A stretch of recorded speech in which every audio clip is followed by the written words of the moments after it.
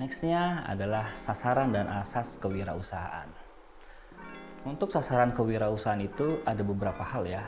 Nah, yang pertama itu adalah para generasi muda pada umumnya.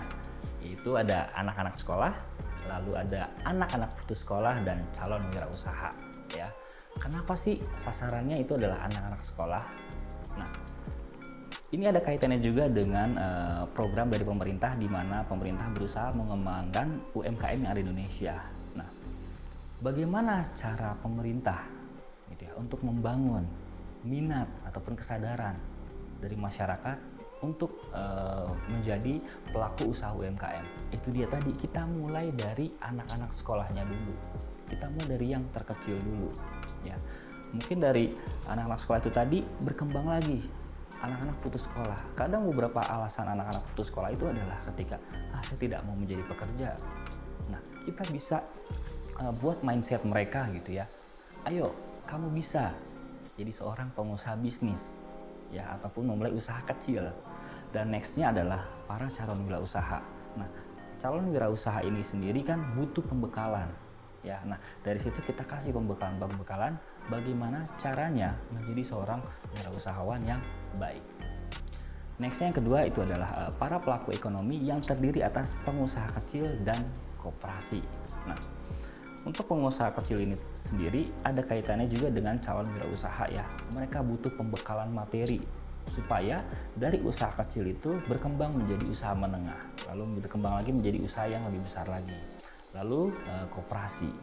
Koperasi juga merupakan salah satu usaha penting ya, karena beberapa waktu lalu koperasi itu menjadi tulang punggung ekonomi ya, ataupun menjadi gerbang utama perekonomian para pelaku usaha ya, dimana kita bisa melakukan transaksi ya di sana, sehingga ketika kita memulai suatu usaha otomatis kan butuh modal. Nah, itu dengan adanya koperasi kita bisa mendapatkan modal dalam melakukan usaha ataupun membuka usaha ya. Next yang ketiga itu adalah instansi pemerintah yang melakukan kegiatan usaha, itu BUMN, organisasi profesi dan kelompok-kelompok masyarakat. Menurut Basrowi tahun 2011. Nah, seperti yang saya sempat jabarkan di awal perkenalan tadi, yaitu kegiatan usaha BUMN.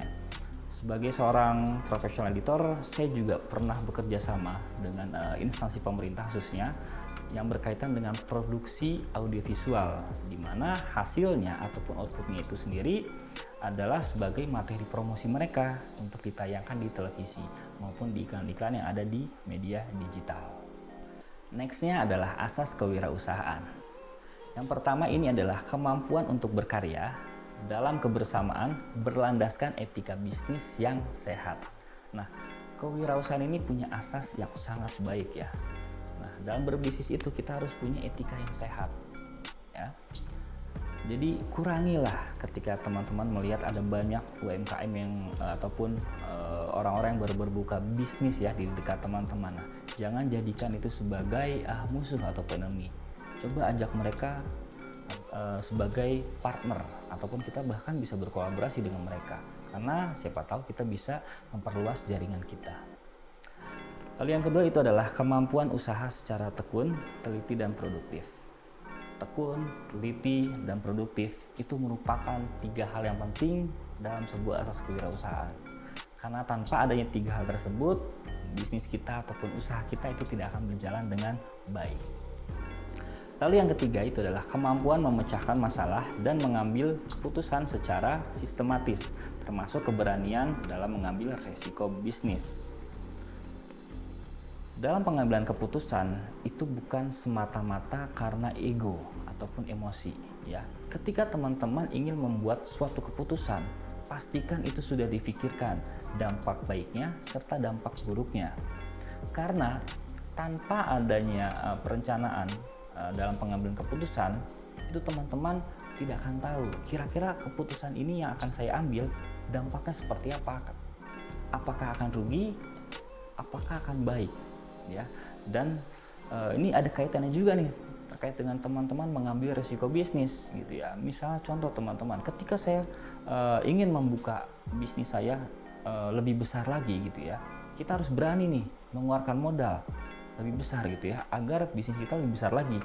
Tetapi ketika kita ingin mencoba menambahkan modal ataupun memperbesar modal, pastikan itu sudah dalam perencanaan sistematis. Jadi jangan sampai kita sudah mengeluarkan modal yang sangat banyak gitu ya, dan kita sudah babi ibu gitu ya tanpa ada perencanaan yang matang, akhirnya kita malah zonk sendiri ataupun malah jadi rugi sendiri karena tidak ada income yang masuk ke kita ataupun tidak ada profit ya, keuntungan.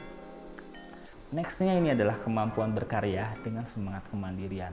Kadangkala teman-teman di sini ketika teman-teman memulai usaha itu kadang-kadang masih bergantung kepada orang lain gitu ya, ataupun bergantung kepada klien yang ada. Nah, diharapkan di sini teman-teman ketika memulai usaha itu teman-teman sudah mandiri dalam berkarya.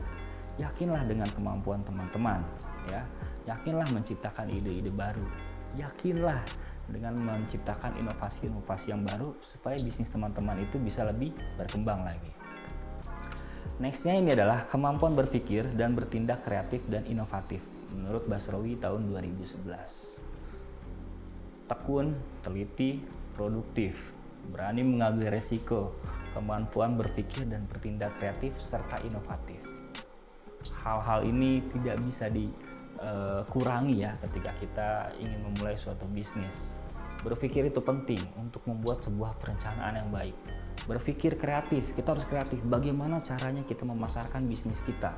Lalu inovatif, bagaimana caranya kita bisa membuat bisnis kita itu menjadi unggul dibandingkan dengan merek-merek yang lain. Karena tanpa adanya inovasi itu sendiri, mungkin kita akan dilihat sama aja seperti bisnis yang lain, apa bedanya? Nah, justru itu, oleh karena itu teman-teman harus inovatif.